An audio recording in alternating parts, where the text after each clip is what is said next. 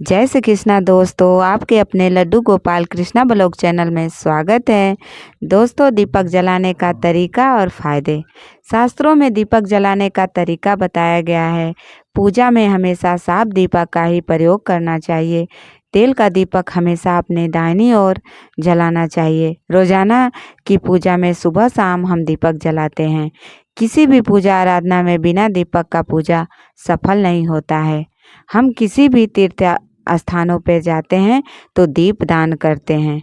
मंदिरों में रोजाना दीपक के जरिए ही भगवान की आरती और वंदना की जाती है। दीपक जलाने का आत्माधिक महत्व होता है। हर शाम की घर की चौखट पर दीपक को जलाने चाहिए।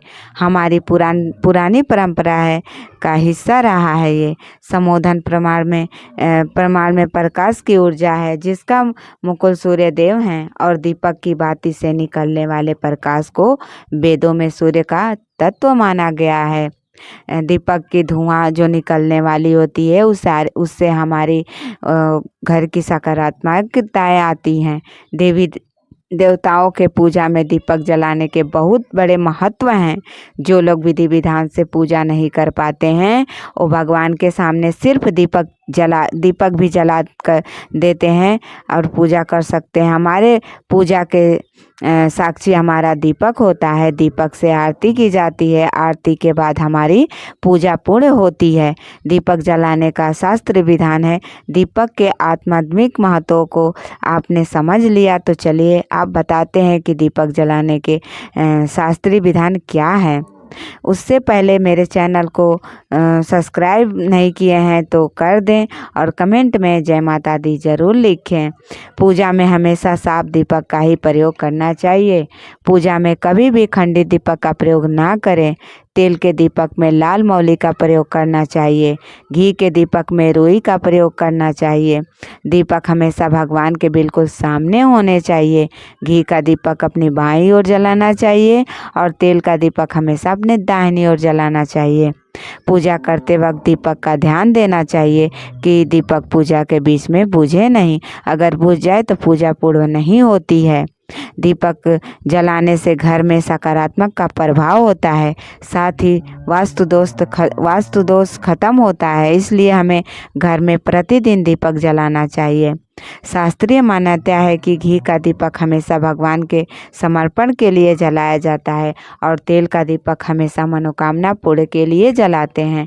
शास्त्रों में मिट्टी के दीपक जलाने का भी परंपरा बताई गई है, लेकिन अलग अलग मनोकामना पूर्ति के लिए सोना, चांदी, पीतल, कांसा, मिट्टी का दीपक जलाने का विधान भी बताया गया है। सिद्धियां पाने के लिए आटे का दीपक बना हुआ जलाना चाहिए।